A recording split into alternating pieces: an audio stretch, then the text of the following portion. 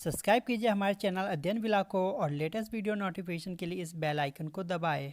Hello दोस्तों, मैं विशाल कौर फिर से आप सबका स्वागत करता हूं आपके अपने चैनल अध्ययन विला में। जैसा कि आपको पता है, आज है 22 फरवरी और 22 फरवरी को फोर्थ शिफ्ट का एग्ज़ाम हो चुका है। जैसा कि आपको पता है, आज बीच में ब्रेक दिया गया था 17 तारीख से, तो आज दोबारा से स्टार्ट हो चुका है। तो चलिए, आज हम 22 फरवरी में फर्स्ट शिफ्ट में जितने भी क्वेश्चन पूछे गए उन सबको सॉल्व करेंगे। तो चलिए देखते हैं कि आज 22 फरवरी को क्या क्या क्वेश्चन आपसे पूछे गए और कितने क्वेश्चन रिपीटेड हुए हैं। तो जैसा कि आप ये देख रहे हैं, आपको पहले से पता होगा कि यूएनओ से, गांधी जी से, इससे रिलेटेड क्वेश्चन बार बार रिपीट होते ही रहते हैं और आज भी फर्स्ट शिफ्ट में ऐसे क्वेश्चन रिपीट हुए हैं। ऐसे 3 क्वेश्चन है। एक तो यूएनओ की स्थापना कब हुई, ये पूछा गया। तो आपको पता है 24 अक्टूबर 1945 को यूएनओ की स्थापना हुई। उसी के साथ साथ ये भी क्वेश्चन आपसे पूछा गया, आईएमएफ और वर्ल्ड बैंक की स्थापना कब हुई। तो आपको पता है आईएमएफ और वर्ल्ड बैंक की स्थापना जो है, आईएमएफ की 1945 में हुई थी, जो वर्ल्ड बैंक की है जुलाई 1944 में हो गई थी। और इन दोनों का जो हेड क्वार्टर है वाशिंगटन डीसी में है। अगला पूछा गया आपसे कि बार्क की फुल फॉर्म क्या है। तो बार्क का फुल फॉर्म आपका भाभा एटॉमिक रिसर्च सेंटर है, बार्क का फुल फॉर्म। नेक्स्ट क्वेश्चन आपसे पूछा गया एड्स की फुल फॉर्म। तो एड्स की फुल फॉर्म जो है आपकी एक्वायर्ड ह्यूमन डेफिशिएंसी सिंड्रोम। ये जो आपके एड्स की फुल फॉर्म है। इसके साथ साथ आप एचआईवी की भी फुल फॉर्म याद रख लीजिए कि हो सकता है कि क्वेश्चन आपसे अगले शिफ्ट में एचआईवी की पूछ ले। तो एचआईवी की आपकी फुल फॉर्म है human immuno deficiency virus infection. ये जो आपका एचआईवी का फुल फॉर्म है, क्योंकि आपको पता है रिलेटेड क्वेश्चन ही पूछे जाते हैं नेक्स्ट शिफ्ट में। नेक्स्ट क्वेश्चन पूछा गया था नमक आंदोलन का। और जैसा कि आपको पता है, मैंने आपको ऑलरेडी गांधी जी से रिलेटेड जितने भी क्वेश्चन पेपर में आने वाले वो सारे क्वेश्चन करवा दिए थे मैंने। और आज वही देखने को मिला है, गांधी जी से जितने भी क्वेश्चन आए थे वो सारे क्वेश्चन आपके ऑलरेडी कवर है।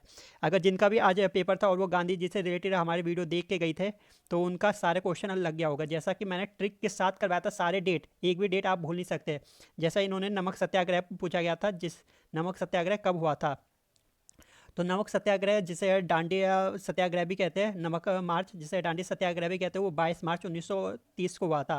और आपको मैंने बताया था कि एक ट्रिक आपको बताई थी कि ये डंडे पे नमक लगा के, आज्ञा न मानने पे डंडे पे नमक लगा के 3rd डिग्री दी गई। तो 3rd डिग्री से ये हो गया था 3 डिग्री, ठीक है, इससे हो गया 30। और डंडा हो, आज्ञा न मानने पे सविनय अवज्ञा आंदोलन जो इसी में 1930 में चलाई गई थी।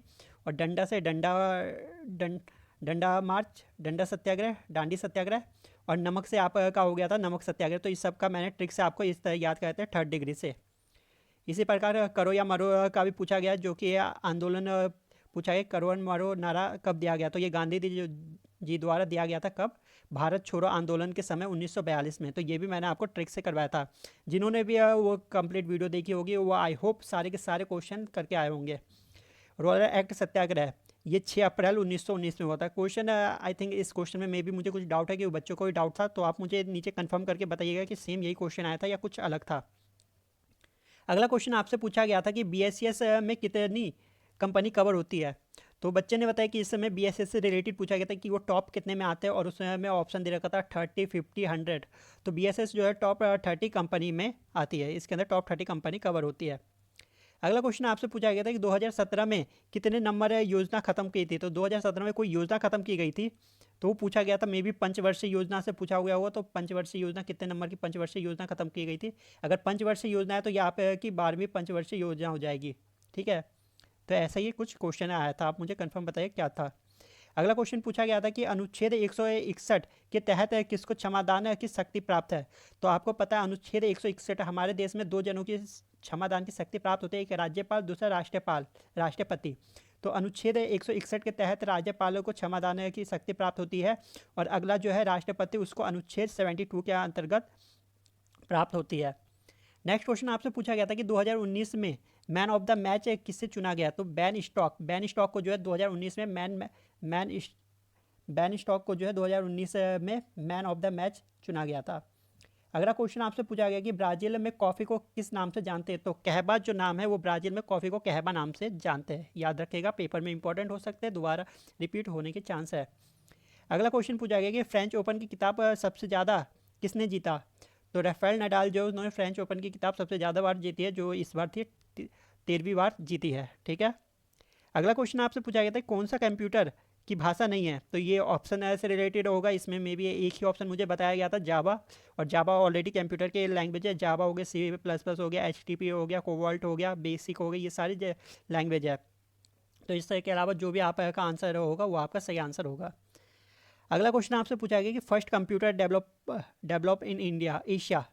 तो फर्स्ट कंप्यूटर डेवलप है इन एशिया देखा जाए तो टिफ टिफ्रैक जो है फर्स्ट कंप्यूटर हो गया, क्योंकि ये Tata institute of fundamental research automatic calculator, ये जो बनाया गया था 1950 में बनाया गया था। मे भी कितने बच्चों को कन्फ्यूजन होती है कि चीन में भी एक बनाया गया था, लेकिन वो 1958 में बनाया गया था। ठीक है, तो ये आप याद रखिएगा, ये 1950 में तैयार किया गया था। अगला क्वेश्चन आपसे पूछा गया है कि पश्चिम में कौन सी पहाड़ी नहीं आती। तो ये भी ऑप्शन देता, और बच्चों के द्वारा 2 ऑप्शन हमें प्रोवाइड करवाया गया था, जिसमें अन्नामलाई थे और महेंद्रगिरी थी। अन्नामलाई जो है ये पश्चिमी तट पर है, ठीक है, लेकिन महेंद्रगिरी जो है ये उड़ीसा में होती है, और ये जो है पूर्वी तट पर। तो इसका सही आंसर आपका महेंद्रगिरी हो जाएगा।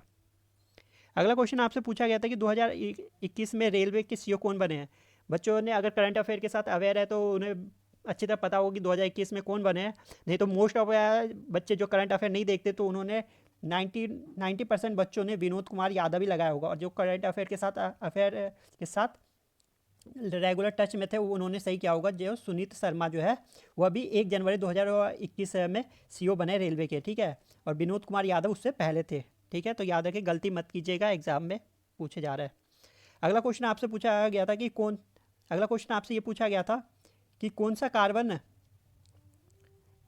का पार्ट्स नहीं है। तो जैसा कि हमारे पास ऑप्शन आया था ग्रेफाइट, डायमंड, कार्बन डाइऑक्साइड और फ्लोरीन। तो फ्लोरीन जो है वो कार्बन का पार्ट्स नहीं है। आपको पता है ग्रेफाइट, डायमंड और कार्बन डाइऑक्साइड पार्ट्स है कार्बन के, ठीक है। नेक्स्ट क्वेश्चन आपसे पूछा गया था कि जो मैरी क्यूरी को किस क्षेत्र में नोबेल प्राइज़ दिया गया है। तो नोबेल प्राइज़ मैरी क्यूरी को फिजिक्स क्षेत्र में दिया गया था, और बच्चों द्वारा यही बताया गया कि आंसर में फिजिक्स, केमिस्ट्री इस तरीके से ऑप्शन था, तो आपका नॉर्मल से फिजिक्स आंसर हो जाएगा। आप ये भी याद रख सकते हैं स्टडी ऑफ स्पॉन्टेनियस रेडिएशन, इसके लिए उन्हें प्राइज़ दिया गया था। अगला क्वेश्चन आपसे पूछा गया था कि यूनेस्को की सूची में कौन सा धरोहर शामिल नहीं है। तो आनंद भवन जो है यूनेस्को की सूची में शामिल नहीं है। बच्चों अगर वीडियो आपको पसंद आ रही हो तो वीडियो को आप लाइक कर सकते हैं, लाइक के लिए कोई भी पैसे नहीं लगते। साथ ही साथ अपने दोस्तों के साथ शेयर कीजिए ज़्यादा से ज़्यादा, कीजिए जिनके आने वाले एग्जाम में पेपर है, मे बी ग्रुप डी में या NTPC में या MTS के लिए वो तैयारी कर रहे हैं, तो उनके लिए बहुत ज़्यादा हेल्पफुल होगी। तो आप इसे लाइक करके अपने दोस्तों के साथ शेयर जरूर कर दीजिए, आपकी हेल्प से हो सकता है उनके मार्क्स अच्छे आ जाए। चलिए अगला क्वेश्चन पूछा गया था कि ग्रेट विक्टोरिया मरुस्थल कहाँ पर है। तो ग्रेट विक्टोरिया मरुस्थल जो है ऑस्ट्रेलिया में पाया जाता है, ठीक है।